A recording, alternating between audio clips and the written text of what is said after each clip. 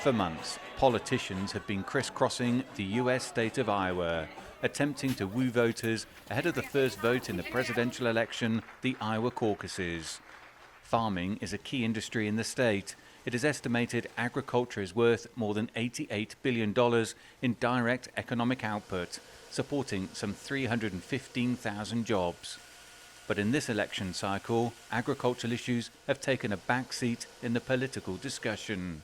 Traditionally, they would be asking questions about agricultural and agricultural policy, but that's just not a big topic these days. What is going on with interest rates and inflation, or what's happening down at the border? Those are the issues that are bubbling up within the farm communities.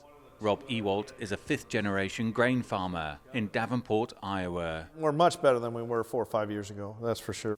5 years ago, Ewalt farmed during the day and then drove trucks at night in order to save his farm, as commodity prices dipped in the midst of a trade dispute, most notably with China. Back in 17, 18, and 19, it was very hard to handle that because we had worked on opening up markets in China and showing them uses for our products and developing industries over there.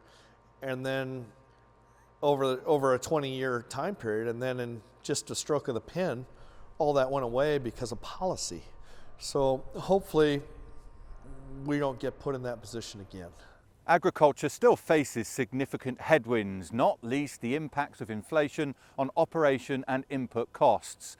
The race for the White House is just beginning, but many farmers here are hopeful that whoever wins the presidential election will continue to focus on ensuring international trade remains stable.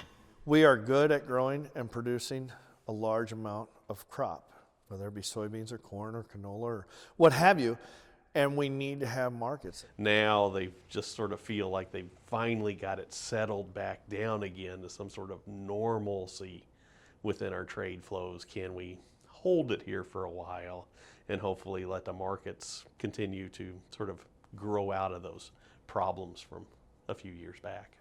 Agriculture may not be at the forefront of today's political discussions, but farmers across the state retain an important voice as the country begins the process of electing a president.